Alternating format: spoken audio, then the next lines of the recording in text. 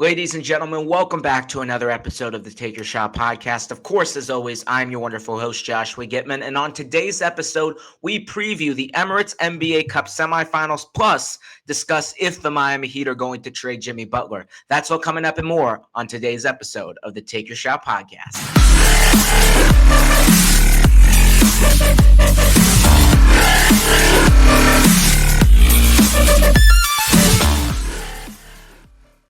Welcome to the show. I hope everyone's had a great week, a great weekend. I've had an amazing week, but because there's been a lot happening in the NBA. The NBA Cup is back in Las Vegas. Plus, we've got a major player that could potentially be on the trading block. And we've got a lot to get into today. And something that I did last year, right before the Emirates NBA Cup went to Las Vegas, we had a Las Vegas themed show. So we're going to do it again.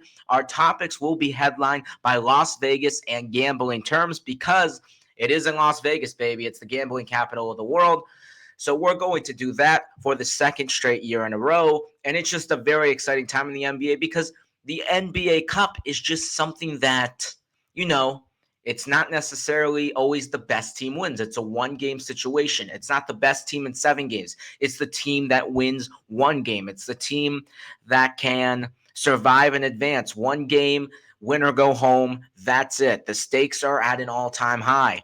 And that is what happened last week as the NBA in-season tournament started off with the knockout rounds. And of course, the knockout round consisted of the 3 group winners from each conference plus a wild card team. So we will recap that with the beginning of today's episode. In the East, the knockout rounds consisted of the New York Knicks, which were the winners of East Group A, against the Atlanta Hawks, the winner of East Group C. And that was an upset. I mean, tell me about Trae Young in Madison Square Garden. He does it once again, defeating the Knicks at the Mecca. He scores with DeAndre Hunter, with Jalen Johnson. Trae Young and those 3 scored a combined 67 points on their way to a win in New York, 108-100. I mean, the Atlanta Hawks, to start off this season, have been one of the more surprising teams in the league. Of course, they traded DeJounte Murray, and we expected them to regress a little bit because we really thought DeJounte Murray was an all-star caliber player. In my opinion, personally, the last 2 years with Atlanta, I thought DeJounte Murray, not Trae Young, was the best player on that team. Of course, DeJounte Murray goes to New Orleans, Larry Nance Jr., a couple picks, and Dyson Daniels comes into the fold. People thought, what a terrible trade for the Atlanta Hawks. You're basically getting nothing back. Well, Atlanta has gotten a gem of a basketball player in Dyson Daniels. Dyson Daniels has been the best defender in the NBA, with the exception of Victor Wembanyama, of course. The best perimeter defender in the NBA. Dyson Daniels has changed the Atlanta Hawks team. We know the Hawks are a great offensive team. They always are, year in and year out. That's the Atlanta Hawks identity. Trae Young, offense. Jalen Johnson, offense. DeAndre Hunter, offense. But Dyson Daniels has really given them like something that Atlanta really hasn't had in a lot of years. Someone who can guard a number 1 on a different team, which is why the Hawks are playing so successful with a roster that's really not that talented. You look at the roster on paper and you see, of course, as I mentioned, Trae Young, DeAndre Hunter, Jalen Johnson, and then Dyson Daniels and Bogdanovich. But really, other than that, maybe a Kongwu, Clint Capella, and then Zachary Richichet, who hasn't even been playing that great as the number 1 pick. It's just not a lot of talent. It's not really that talented of a roster on paper. And yet, Atlanta is finding ways to win. They are 2 games over the 500. They are going to Vegas now, playing the Milwaukee Bucks, who we'll get into in a second. But Atlanta has been on a roll. And we've seen Atlanta from time to time. When they get hot, they are a very dangerous team in the Eastern Conference. I'm not saying they're going to make any playoff run or anything. That is not what I'm saying. But I'm saying Atlanta may be that dangerous looming team this year. I mean, of course, the Eastern Conference is very weak this year. There's a lot of teams under 500. So when you are 2 games over 500, it puts you at the 7th seed pretty comfortably, 7-6-5 range in the Eastern Conference right now. So Atlanta does have opportunity to move up in the standings. So Atlanta's going to be a threat because of their offense. But what's made them change, what's made this team elevate their level of play this year has been the defense provided by Dyson Daniels. Even Jalen Johnson. Yes, we're talking about his improvement on offense, but nobody's really talked about his versatility on defense. Really, he's the guy guarding the best forward. Jalen Johnson's versatility all over the court for Atlanta has been huge. And I actually picked Jalen Johnson to win Most Improved Award, which he may still win. And Dyson Daniels is right in there as well. Atlanta has really found these two guys. Jalen Johnson, of course, was on Atlanta before, and Dyson Daniels now, who have really significantly changed really how we see this Atlanta Hawks team, considering the versatility, the effort, and the skill that they bring on the defensive end of the ball. But another team, as I mentioned, that's going on to Vegas in the Eastern Conference is the Milwaukee Bucks, as they played the injury-riddled Orlando Magic, and it wasn't pretty for the Milwaukee Bucks. Milwaukee barely escaped the Magic 114-109, and the Magic, to touch on them for a couple of seconds, they've had some very bad injury luck. Orlando lost Paolo Banchero to a torn oblique and just lost Franz Wagner, who was absolutely playing incredible without Paolo Banchero, really stepping up to be the Magic's best player, averaging nearly 30 points a game and looking like he was about to be a first-time All-Star. He goes down with the same oblique injury that Paolo Banchero had, so he will be out an extended period of time. The Magic look to get Paolo Banchero back, of course, by Christmas, but the fact that the Magic lost this game by 5, and it wasn't really a 5-point game, the Magic had opportunities to win this game. The Magic were up 3 late, then Dame hit a 3 with 30 seconds, and the Bucks went to the free throw line and took care of business at the end. But Orlando was in control of this game for a majority of it, and it really just shows you a lot about the Orlando Magic. Of course, you got to give props to the Bucks for winning the game because, of course, when you're playing any team in the NBA with the exclusion of maybe the Washington Wizards, it's very easy to win. So it's not very easy to win. It's not very easy to win against any NBA team on any given night because the players, the talent level in this National Basketball Association is higher than it's ever been. So you got to give props to Milwaukee there. And Milwaukee's been playing, just like Atlanta, relatively well the past 10 games. Milwaukee is 8-2 the past 10 games. They've really been efficient. Giannis is getting going. Dame is doing Dame things. He's been really doing that all year long.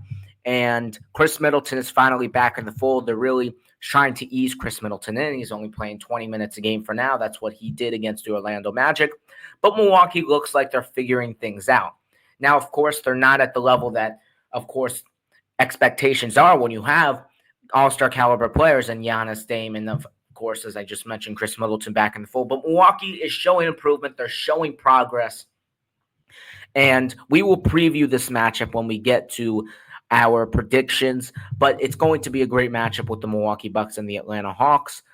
Milwaukee, they've really gotten more from the role players than they had at the start of the season, which is part of the reason why they've sort of had this mini resurgence. Guys like AJ Green, who really nobody knew existed a year ago. Like, I know AJ Green, longtime college player, been in the league for a few years now, but AJ Green wasn't in the Bucks rotation. He was just put in there this year. Of course, they lost some depth, and now AJ Green's looking like a top 5 player on this team right now, a sharpshooter from 3. Gary Trent Jr.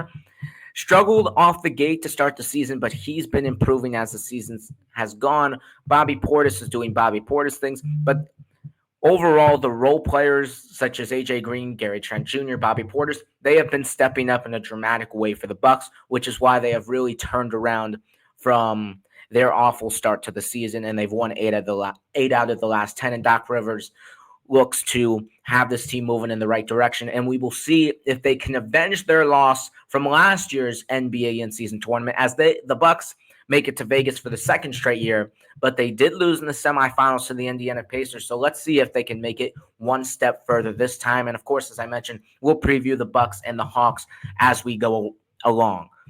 In the Western Conference, the Oklahoma City Thunder, played the Dallas Mavericks this past weekend, and actually the Oklahoma City Thunder did not just beat the Dallas Mavericks, they dominated wire to wire. It was a Dallas domination, 118 to 104. Shai Gilgeous-Alexander had 39 points in this contest. Are now 19-5 on the season. They are the first seed in the Western Conference, and they're just doing an amazing job, just like they did last year. Shai Gilgeous, as I mentioned, 39 points. But for the Dallas Mavericks, another disappointing performance from Luka Doncic, who only scored 16 in this one. Dallas, they're 16-9, but Luka hasn't really gotten off to a fast start. They did win a lot of games without Luka Doncic. In fact, they were 4-1, 5-1, if I'm not mistaken, without Doncic when he was injured. But Luka has not gotten off to a great start. So I don't know if there's an injury lingering or something, but I think that's definitely something that Dallas should be concerned about. But for Oklahoma City, they're just doing what they're supposed to be doing. Isaiah Hartenstein finally made his debut. Yes, Chet Holmgren's been injured, but despite that, they're still having amazing success. Jalen Williams looks like an all-star caliber player this year. And I mean, the role players on this team, it goes on from Caruso on defense, Isaiah Joe knocking down threes, Lou Dort guarding the perimeter players. Oklahoma City Thunder has the best collective set of role players in the NBA, and they continue their dominance to start this regular season going to Las Vegas. And then finally, the Houston Rockets defeat the Golden State Warriors. Ready for this 1990s NBA score. 91-90 in Houston to move on to Las Vegas. It was, to say the least, an interesting one. I think most of you know the controversial call at the end of the game. There was a loose ball foul called on Jonathan Kuminga, which gave the Rockets 2 free throws and ultimately a win. And you usually never call those sort of loose ball fouls. In the last 2-minute report, Bill Kennedy was the ref that made the call, and the NBA said that that call was correct, but still very controversial, and Golden State did not like that call and how the ending unfolded. But the Houston Rockets did end up winning that game and moved on to Las Vegas. And something that really caught my eye in this game for Ime Udoka and his staff, they only played 8 guys. Like, Houston is here to make a statement early in this Emirates NBA Cup. They played 8 guys. You don't normally do that in an NBA regular season game, which even the knockout rounds count towards your regular season record. It's something that is very unusual, and Ime Udoka and the Houston Rockets as an organization are taking this NBA Cup very seriously, and that's the beauty. That is what excites us about the NBA Cup, because we get to see teams like the Indiana Pacers, who we had no idea were going to be good, make a run in the NBA Cup, and then all of a sudden go to the conference finals. Now we're not as surprised as we would have thought. Now here comes the Houston Rockets, starting off strong here as the 2nd seed in the Western Conference right now, sitting at 17-8, and they're about to play the 1 seed, the Oklahoma City Thunder, in the semifinals in Las Vegas. Houston is doing amazing things. And Şengün has been incredible. He scored 26 out of Houston's 91 points in that game. Jalen Green has been way better than he has been in prior seasons. The young core for Houston is something that fans should look forward to, because this team is young rising. They have a great head coach in Udoka, and it only looks like it's going up for a Houston Rockets team. But could it go up even more? Because I want to transition to our next topic, call or fold. And me personally, the Miami Heat are my favorite team. I think most of you know that if you are watching this podcast. And now I finally get to talk about them for a long time, because I try to stay even keel. I try to stay consistent with my NBA coverage on this podcast. I try to make sure I get every team and not talk about the Heat when they don't need to be talked about. And now the Miami Heat are at the front of the NBA stories, because Jimmy Butler, according to a report from ESPN NBA insider Shams Charania, says that Jimmy Butler is being explored for trade options from the Miami Heat. Again, let me clarify this. This is not Jimmy Butler requesting the trade. This is Miami going out there looking to see what Jimmy Butler in a potential trade could give them in return. And now, why would the Miami Heat do this? Well, the Miami Heat would do this because Jimmy Butler has 1 year and a player option left on his deal. And if you were to decline that player option, which he intends on doing, he will be a free agent, and Butler intends on testing that free agency market. Of course, Butler loves Miami. He says he wants to be in Miami. It is pretty clear about that. But this offseason, Pat Riley made some interesting comments after Miami's disappointing first-round loss in 5 games to the Boston Celtics, that they're not going to extend Jimmy. Jimmy hasn't earned max salary money. Pat Riley didn't just say that in secret and then it got leaked to the public. He said that in a end of season press conference. Pat Riley wanted to make it known that Jimmy Butler needs to do more in order to get a max contract at the age of 35 that he is right now. And of course, Jimmy Butler wants to extend. He wants to stay in Miami. Obviously, there's that contract dispute between the front office and between Jimmy Butler. So the situation is now that if Miami doesn't want to extend him to where Jimmy and his agent think the number should be, then they're going to have to move on and they're going to have to part ways. And of course, parting ways could come by leaving free agency and Jimmy just walking, but Miami doesn't want to lose Jimmy Butler for nothing because Jimmy Butler has been the cornerstone of this Miami Heat team for the past 6 seasons. Jimmy Butler has changed the state of that Miami Heat organization. After Dwayne Wade left to Chicago, before he came back for that little sort of stint at the end of his career with the Last Dance, Miami was going downhill. Miami didn't have any stars. They looked stuck in the middle. They didn't have a lot of draft capital. They spent it on Goran Dragic. It looked like they were trending in the wrong direction. Then, for some reason that I still don't know, Jimmy Butler decides to go and sign with the Miami Heat in South Beach. And he has, since then, completely changed the course of where that organization was heading. In his first year, the Miami Heat made the NBA Finals. The Heat have made the NBA Finals 2 out of his first 5 seasons in Miami. They have made the Conference Finals in 3 out of his first 5 seasons in a Miami Heat uniform. Jimmy Butler has changed the Heat's organization, and they were very, very close 2 times to winning an NBA title. One, of course, coming unexpectedly as an 8th seed, making the NBA Finals for only the 2nd time in NBA history. So Butler has done a lot for that Heat organization. But of course, every good story sometimes has to come to an end. And Jimmy Butler and his agent, if they were to get traded, Jimmy Butler, of course, if he was to get traded, has some preferred destinations that he may want to go to. And he has 4 in mind. Again, this is reported by Shams, ESPN NBA insider, that Jimmy Butler prefers a contender. Jimmy Butler prefers either the Houston Rockets, Dallas Mavericks, 2 teams in Texas, his home state from where he's from, the Golden State Warriors, and the Phoenix Suns, the most recent team to be added onto Jimmy Butler's list of preferred destinations if he were to be traded. So we're going to talk about each destination for a fit aspect of Jimmy Butler and for an aspect of what can Miami potentially get back. And I want to start from the bottom up, and we'll start with the Phoenix Suns. And this one's a little bit interesting because the Phoenix Suns are deep into the second apron. And when I mean deep into the second apron, I mean there are 3 players of Kevin Durant, Devin Booker, and Bradley Beal take up 68% of that team's total salary. Deep.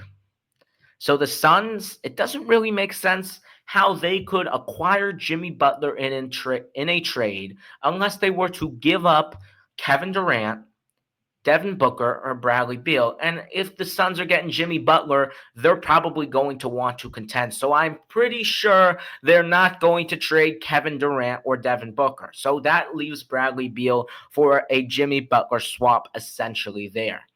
And why would Miami trade for Bradley Beal when they had the opportunity to two off seasons ago.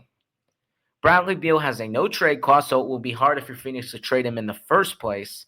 And Bradley Beal's making just as much money as Jimmy Butler. And it has to be a straight up swap because of the apron rules that Miami and Phoenix are experiencing. So Miami would never do a Bradley Beal for Jimmy Butler swap unless it involved first round picks, which the Suns don't have a lot of. They have one future first that they can trade, which is a 2031 first round pick. Of course, could potentially be valuable to see the direction of where the Suns franchise is going to go post Kevin Durant. But for right now, doesn't really make any sense, whether that is through the trade market or whether that is through free agency. I think Butler would be a great fit on that Phoenix Suns team, but it's just not a reality. That is just not going to happen if you are Jimmy Butler. And there's some reporters out there, I don't know why, saying that the Suns are the favorites to land Jimmy Butler. So it makes completely no sense. And I would put them at the bottom of the list if they were going to acquire Jimmy Butler. Then you've got the Dallas Mavericks. Dallas is in a little bit of a different situation. They don't have one player who they can just swap straight up for Jimmy Butler. It would have to be a 4 or 5-1 trade, which probably, if you're Dallas, includes giving up Klay Thompson. Miami's probably going to want either Daniel Gafford or PJ Washington in that trade. Probably, if Dallas were to pick, they'd probably trade Gafford over PJ Washington since you can start Derek Lively and more. So basically, if you're Dallas and you want to trade for Jimmy Butler, you're going to have to give up essentially all your depth, trading 5 guys for just the one. And then you don't even know if he'll resign because, again, remember, I haven't said this yet, but if you're going to trade for Jimmy Butler, you're going to have to know that this man has 1 year left on his contract. It's an expiring contract with the player option, and he could walk if he doesn't like the situation after he gets traded. So there is definitely risk involved in trading for Jimmy Butler, regardless of the team, regardless of the fit, the package, whatever that is. So Dallas, it doesn't make any sense. As a fit, I think it would be better than Phoenix because I think getting that two-way forward, that 3-and-D sort of player that Butler is. I mean, Butler doesn't really shoot a lot of three-point shots these days, but someone who can really provide defense on a high level, because what's something that Dallas has usually been particularly weak on is the defensive side of the ball. Of course, you got Luka, Kyrie, Klay Thompson there, but Gafford and PJ Washington, when they traded for those two at the trade deadline, really made the difference, which is why Dallas got over that hump with Luka Doncic and made the NBA Finals with the roster they currently have constructed. But I think something that can really take them over the level, someone who's a great defensive stopper, someone who's a killer in the postseason, someone who has experience in beating a team like the Boston Celtics. Jimmy Butler, why not take a chance if you're Dallas? If you want to take that chance, you're probably going to have to give up a lot of your depth. But I think this is really situational for Dallas because I would like to see this current iteration of the Dallas Mavericks team, especially with Klay Thompson now at the forward spot. And personally, I think the Mavericks overall talent-wise, even though they lost Derek Jones Jr., got better getting guys like Klay, as I mentioned, Najee Marshall, Quentin Grimes. So overall, I think the Dallas Mavericks got better as a team. So I wouldn't do anything to really mess that up right now. And considering they're 16-17, 4th seed in the West, 3.5 games out only from the first seed, Dallas has got plenty of time to figure things out. So I think this one's unlikely also. Now, the other two destinations, to me, Houston and Golden State, are way more likely than a Jimmy Butler trade to either the Dallas Mavericks or the Phoenix Suns. When speaking on the Golden State Warriors lens and perspective, there is definitely a path for Jimmy Butler to get on that team. Of course, as you know, the Golden State Warriors tried to acquire LeBron at last year's trade deadline. They tried to acquire both Paul George and Lauri Markkanen last offseason. So Golden State is definitely star hunting. Golden State is a team that's looking for a star and looking to trade valuable young assets to potentially get their next superstar to have one last run with the great Stephen Curry, the greatest shooter that God ever created. And the fit here is perfect because Butler and Curry, same age, same timeline, same opportunity. So it would be a perfect chance for Jimmy Butler. It wouldn't be like If he went to Houston, he's just an older guy than the Rockets, and it would be like a win now situation. Golden State has to win now regardless because Stephen Curry is getting to that point where how many years does he have left in the NBA? And Jimmy Butler, the same thing. So it would be a perfect alignment. And I think Golden State,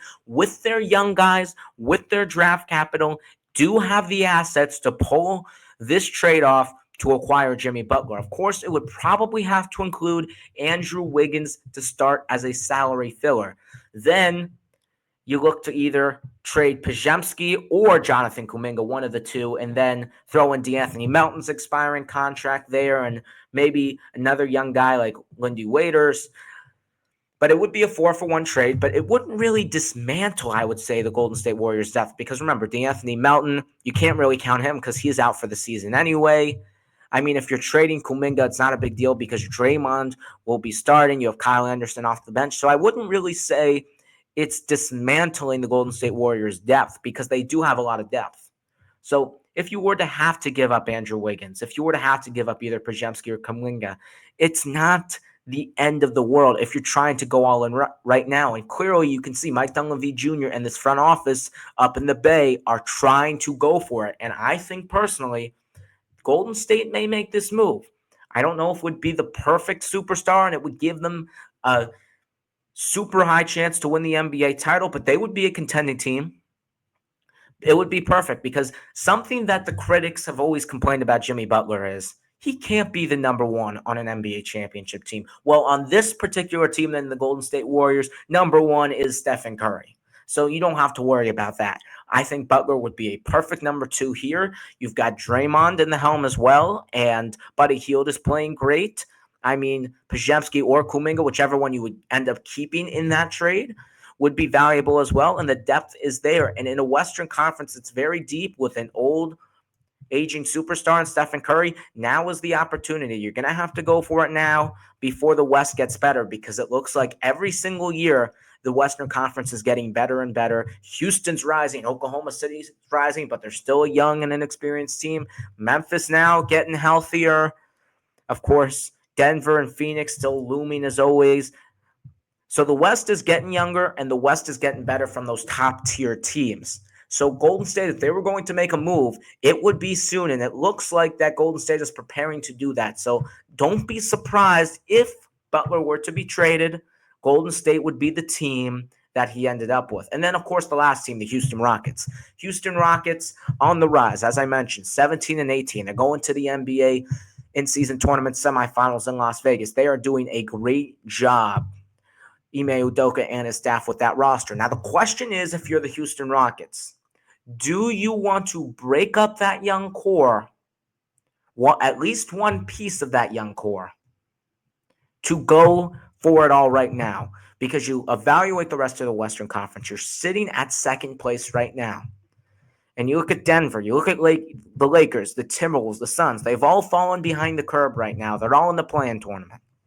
So you look at the moment of opportunity and you look around at the top of the West and say, hey, we're competing with the Thunder already.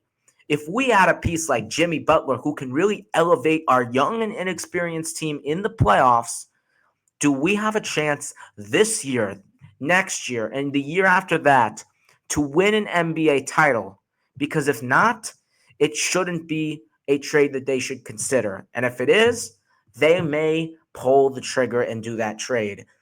But Houston's going to have to go through that dilemma. And it is going to have to probably break up one piece of their young core. Probably maybe a Jabari Smith Jr. and a Cam Whitmore. I'm trying to figure out pieces. Maybe Tari Eason gets involved in that trade as well. It's going to have to be another 3 to 4 to 1 player swap for any trade that involves Jimmy Butler going to either the Houston Rockets, the Golden State Warriors, or the Dallas Mavericks. Most teams are going to have to do a 3 to or 4 to 1 player swap to get Jimmy Butler. But Houston could go a different direction in this trade too. Instead of giving up maybe Jabari Smith Jr. and Cam Whitmore, maybe they could give up Fred VanVleet. Maybe if Miami doesn't really want to get younger, want to go towards more of this rebuilding phase, maybe Miami goes more towards a reloading phase and wants a guy like Fred VanVleet to be a true point guard for their team.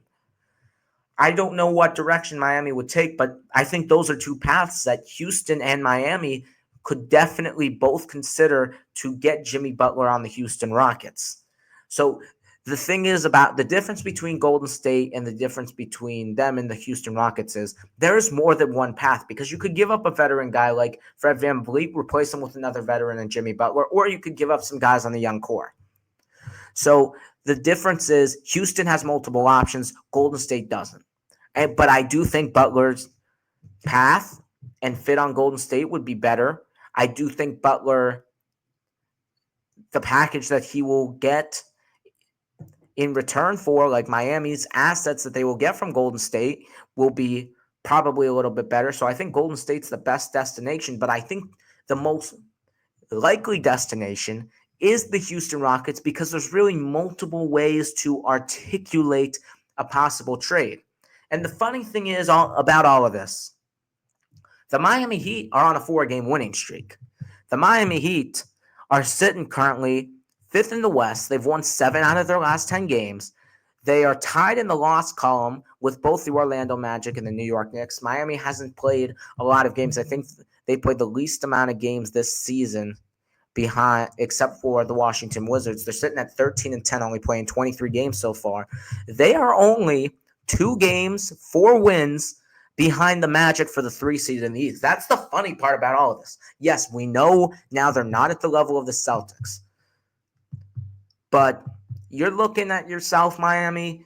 You've got time, of course, because the trade deadline is February, but Miami day by day is going to evaluate the situation, see where they're at, and look from there, because Miami is this middle of a pack team, but it's just such an odd year because the Eastern Conference has just not been good. You look at Philadelphia, despite them winning 2 in a row, they're still 8 games under 500.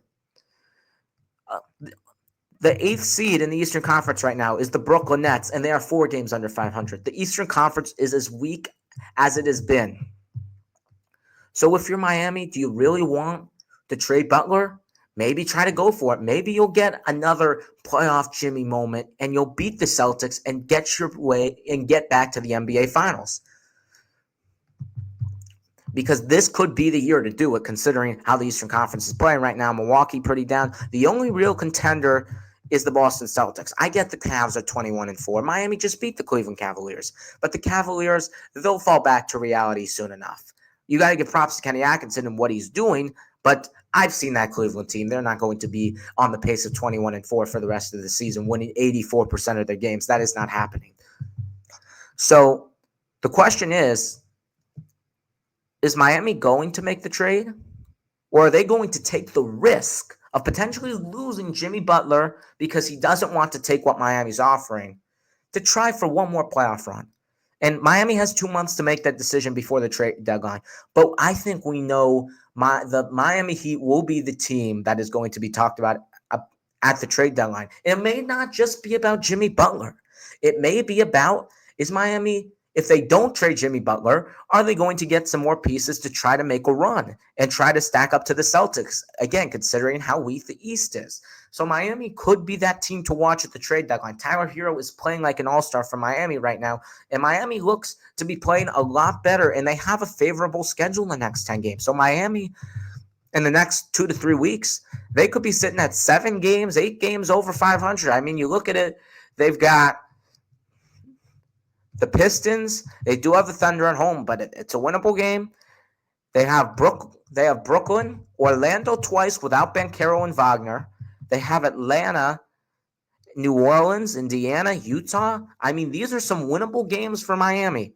So if Miami continues winning, I think that decision to trade Jimmy Butler will become harder and harder for them. So we will see what goes on, paying very close attention to the Miami Heat in the next 2 months. But this will be the story of the trade deadline. I can guarantee it.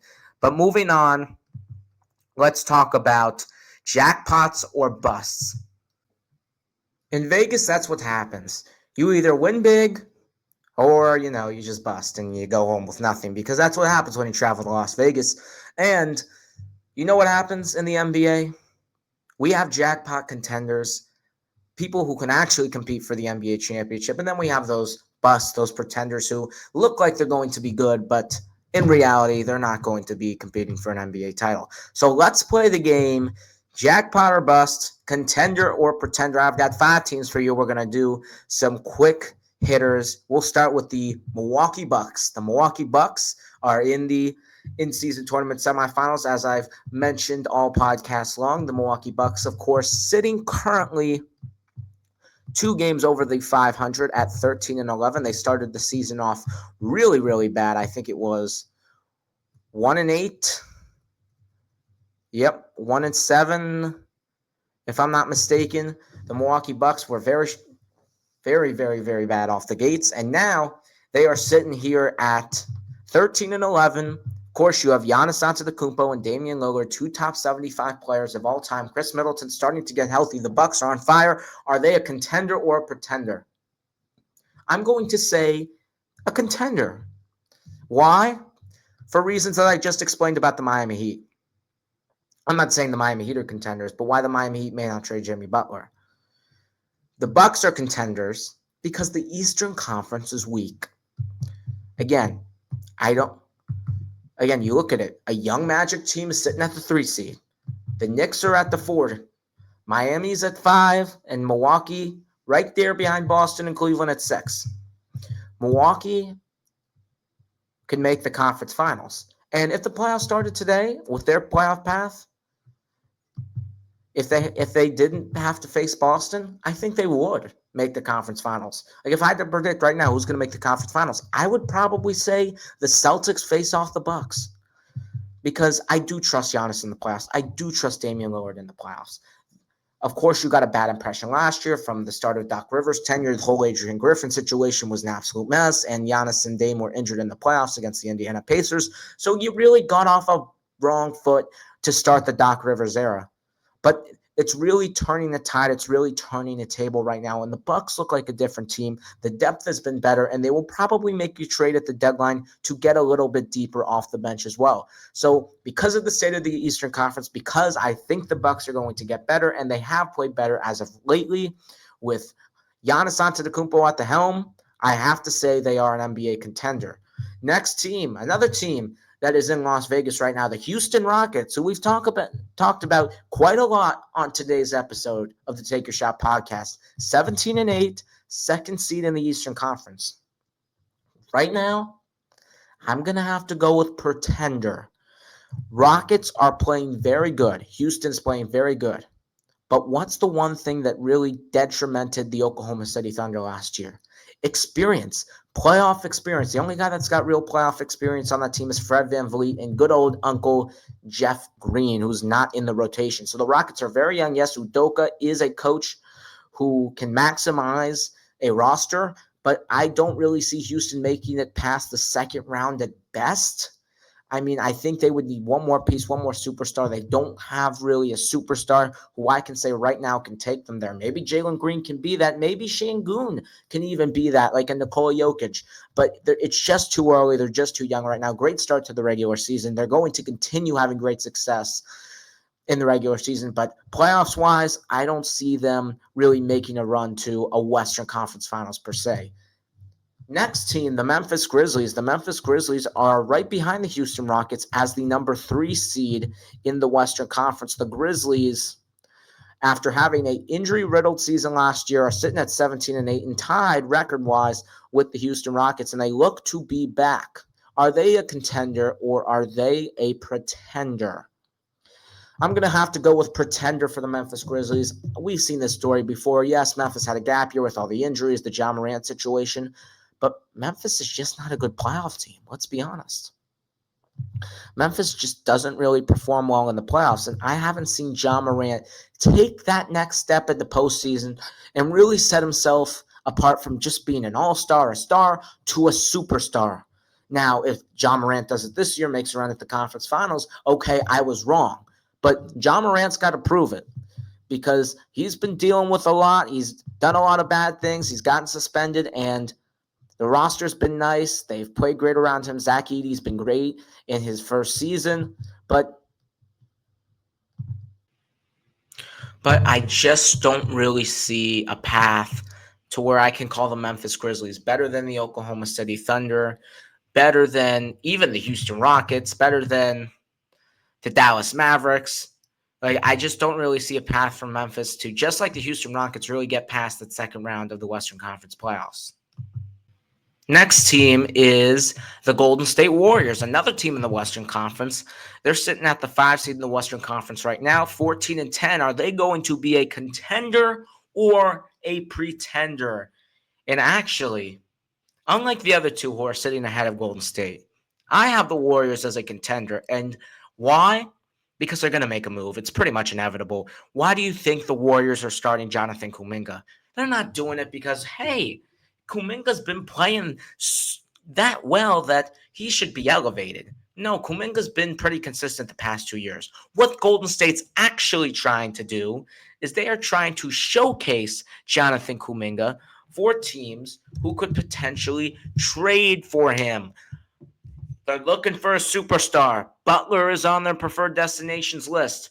There's plenty of other ones, like Lauri Markkanen's probably going to be talked about again in the next couple of weeks. Golden State will get a superstar this trade deadline. I am 100% confident about that, which is why I believe that the Warriors will be back and they will be contenders in the current NBA. And the final team, very interesting, the Cleveland Cavaliers, sitting as the first seed in the Eastern Conference, 21-4, cruising through the rest of the league, winning 15 games in a row to start the NBA season. Now, in their last 10 are 6-4.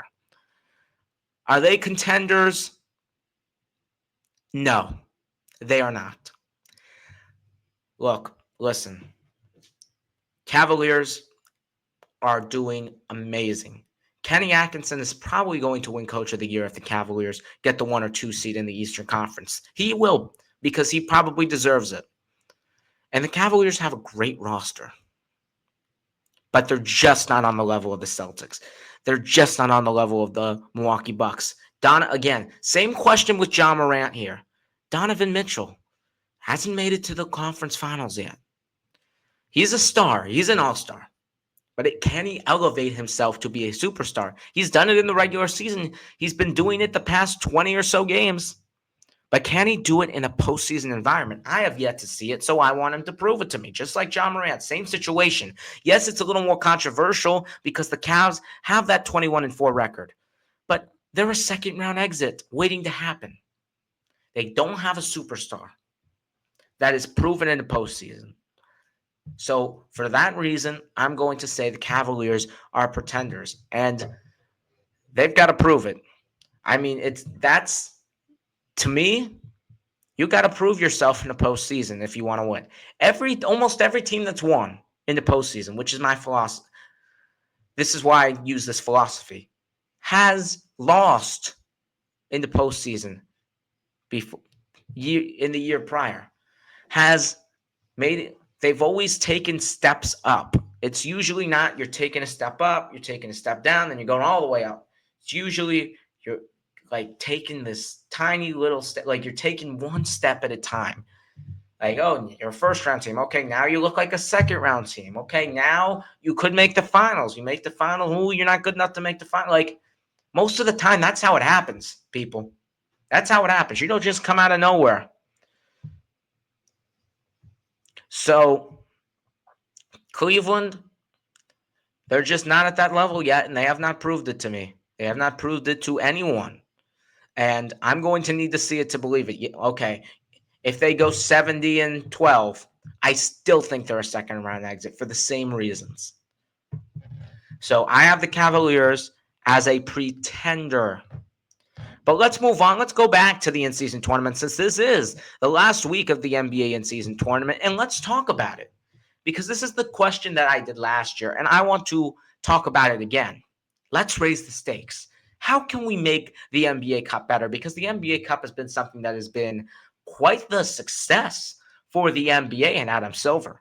This NBA Cup has really elevated play, elevated competitiveness in the regular season. And even though the games internally just really don't matter, they feel like they matter. The players are trying harder. The courts are different. The buzz is higher. The talk is higher early in the regular season. And this has only been a positive thing for the league.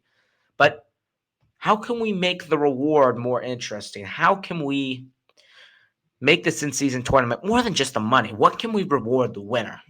Well, I have actually some interesting ideas to reward the winner of the in-season tournament. Number one, I'll give you two or three. Number one, a first round pick. Now, this first round pick, it won't be a lottery pick. It will not be a lottery pick, that's for sure. Can't go that far. But a additional first round pick somewhere in the 20 range, maybe 20, but and you can trade that pick as well. That first round pick that you additionally get. So you could have potentially two tradable first round picks if you win the in season tournament, your own and the one you get from the in season tournament. Like, we've got to raise the stakes here, people. Like, I don't think we should just keep the money. I think if we really want fans to get engaged, oh my God, we can get this extra first round pick. Imagine what we could do with it at the trade deadline.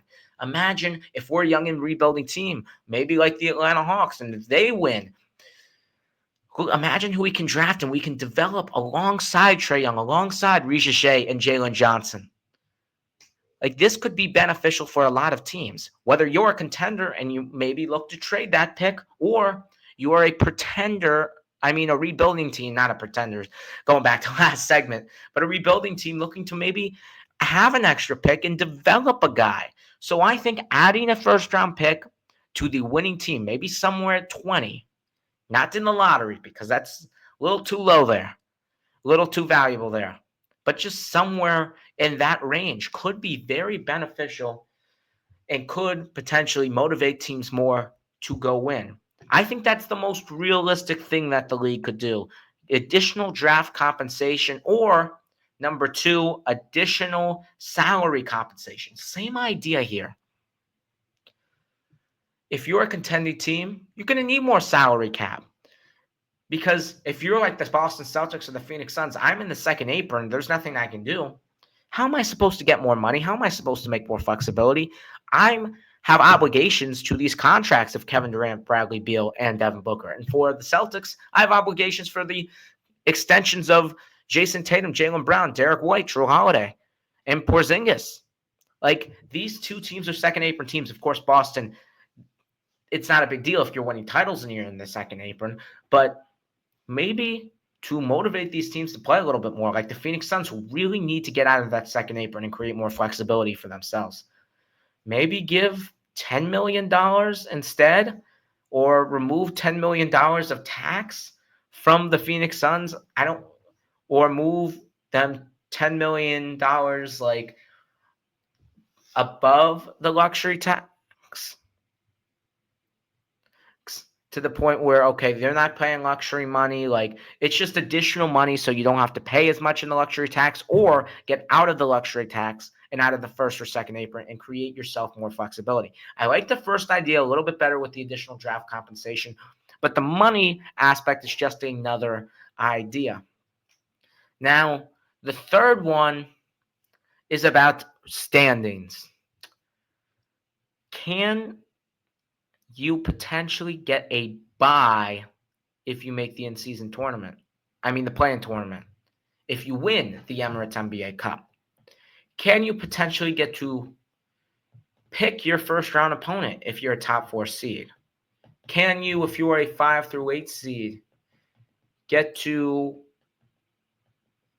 a 5 through 6 seed, get to potentially avoid a particular opponent and swap first-round matchups with the 5 or 6 seed, depending on which you are? Just trying to make it a little more intriguing. Could they do something weird like that with the standings? It's very unlikely. 1 through 4 getting to pick their opponent. And then 5 through 6, if they want, they can swap. 7 through 10, maybe a bye to the playoffs. Maybe get to pick their play-in tournament opponent as well. Just a wacky idea to throw out there. But preferably, I would say the draft compensation is better for overall. Just, it's one reward. Every team gets the same benefit if they win. No questions asked. Because what if the team that won the Emirates NBA Cup didn't even make the play-in tournament? What would you do then? So those are some ideas that I heard. But I think the additional draft compensation for trading that for some more assets or using it and to develop another first round caliber talent. And look, we've seen many all-stars come from that 20 range in the NBA draft. That 16 through 24 range in the NBA draft has really been a sweet spot the past couple of years of finding these incredible rookies with lots of talent. Like you look at this year, you've got Jared McCain, Dalton Knecht, guys like that. Last year, Jaime Jaquez, Brandon Pajemski, and a while back, Tyrese Maxey. Like that has been a range where there have been some all-star caliber players. So the 20th pick is not just something that should be, oh, it's the 20th pick, not a big deal. We shouldn't really try. It could be a valuable developmental or tradable piece for a team if they want it to be. So I think if we're going to do something, which I think we should give the winner an additional first round draft pick. But finally, it's that time. It's that time to make predictions for the NBA Emirates NBA Cup. And I'm all in on these predictions. Like, these are my predictions. They're not your predictions. I get to tell you what I think. If you like it, great. You're on my side. You don't, I don't really care because, again, it's me going all in. It's me putting all my chips down on the poker table. So I'm going to be telling you what I think is going to happen in the semifinals and the finals. So let's start with the Eastern Conference. Let's start with the Atlanta Hawks and the Milwaukee Bucks. As I mentioned, Atlanta beat New York, winner of East Group C, upsetting the Boston Celtics, going 3-1 in group play. The Milwaukee Bucks, 4-0, winners of East Group B, defeating the injury-riddled Orlando Magic 5 points. Okay, I think Milwaukee really wants to avenge that loss from last year. And I really think Milwaukee wants to show the NBA that, hey, we're back.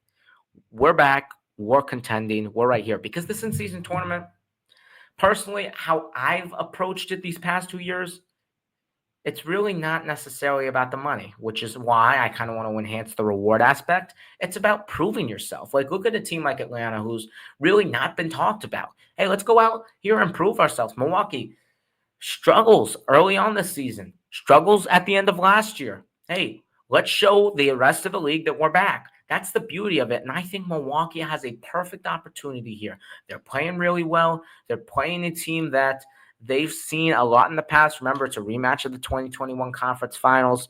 Trae Young, obviously, in that series, he got injured, and the Milwaukee Bucks won in 6. Giannis got injured in that as well. But we love to see Atlanta Hawks and Milwaukee Bucks matchups. And actually, Atlanta gave the Bucks one of their only losses in the past 10 games. I think one of their only 2 losses in the past 10 games. So it's been very, very impressive to see what Atlanta's been doing to knock off teams who have been red hot like the Milwaukee Bucks. And of course, Milwaukee, it's been impressive to see them recover from their horrific 1-7 start. But I think the difference here is Dame. Is Dyson Daniels going to be the difference in guarding Damian Lillard? I don't think so. And I don't think anyone on the Hawks is going to really be able to stop Giannis down low. I think the added aspect of Chris Middleton is going to push Milwaukee. Going to extend out the Atlanta Hawks and Quinn Snyder's defense. So it'll give more of an opportunity for guys like Giannis, Bobby Portis to attack the rim. So I think the Milwaukee Bucks have a little bit more talent. They came to Vegas last year, they lost, and they're looking for a vengeance to potentially win this Emirates NBA Cup. So in this game, it'll be close. I think it'll be a high-scoring, competitive basketball game. The Milwaukee Bucks, I think, get their revenge from the loss against Atlanta earlier this year and get revenge from the loss in the in-season tournament against the Pacers last year. So I have the Milwaukee Bucks moving on to the Emirates NBA Cup Finals. Houston Rockets and Oklahoma City Thunder. 1 and 2 seed in the West, a perfect matchup. Maybe a Western Conference Finals preview. I don't know because that's what it's been looking like. But of course, it's only the regular season. Things can change as we head closer and closer towards Christmas, the postseason, trade deadline. Everything's going to change because that's how the NBA works. But for this particular matchup right now, this is their 3rd time meeting. They've split. Houston won, at home, OKC won at home. So it's been very competitive, very balanced. Remember, this is a neutral site game here in Las Vegas. But I think the team that's been playing better as of late, and I really do think that the matchup of Jalen Green on Shea, I think the matchup of Şengün on Hartenstein, I think will be the key matchup in this game. And I think the fact that Hartenstein is now back for the Oklahoma City Thunder defensively, I think it can make a difference. Yes, Chet Holmgren's a big hole with that roster. I think Caruso will help as well off the bench defensive-wise for the Oklahoma City Thunder. But I do think there's something about that Houston Rockets team that's really special so far this season. And despite Oklahoma City looking better on paper, having a matchup advantage here, for some reason, I don't know why, because I think this team's playing really well, and I think they want to show the NBA that they are a contender, even though I just called them a pretender. I'm going to take an upset in the Houston Rockets over the Oklahoma City Thunder, and that's what the NBA in-season tournament's all about. It's all about upsets. Upsets have happened a lot in this tournament. Look at the Atlanta Hawks. They beat the Boston Celtics. Houston, nobody thought they were going to get here. I mean, that's the beauty of it. There's always going to be an upset or two. And I think Houston's really got some momentum going lately. They've been playing flawlessly on offense. And Oklahoma City hasn't lost in a while. So I don't know. I just have this feeling that there'll be an upset in Vegas like there was last year with the Pacers beating the Bucks. So I'm going to pick the Houston Rockets over the Oklahoma City Thunder. And the championship game, the Houston Rockets and the Milwaukee Bucks. Personnel-wise, there's clearly one side that I think I'm going to pick towards because of the matchup of Giannis. I don't really see Jabari Smith or Şengün really hanging in defensively with Giannis. Fred VanVleet, I don't think can guard Dame. I think Middleton, again, it's going to extend that Rockets defense. It's going to give opportunities for guys like Brook Lopez to go in the post on maybe a Jabari Smith or a Şengün. And if Giannis is not being guarded by Şengün, he's going to have an opportunity to thrive as well. Houston is not a great three-point shooting team. That's the one weakness. Milwaukee's very elite on offense. And if this becomes a scoring game, Milwaukee clearly has the advantage here. And I think Milwaukee, as of late, has really fixed their problems and has really looked like the team that we expected them to be with Giannis and Damian Lillard. And I think they go out in Vegas and make that statement, which is why, despite the fact that the Milwaukee Bucks had a struggling win against an injury-riddled Orlando Magic team, I am going to take the Milwaukee Bucks to win the NBA Cup over the Houston Rockets, over the Oklahoma City Thunder, and over the Atlanta Hawks. And that's it for today's episode. Thank you very much for watching. Remember, please leave a like and subscribe and tell me how you would have taken your shots on my takes. That's all my shots for the day, folks. I will see you next week as we recap the NBA in-season tournament and talk about more of this amazing NBA season. Thank you so much, guys, and I will see you next week.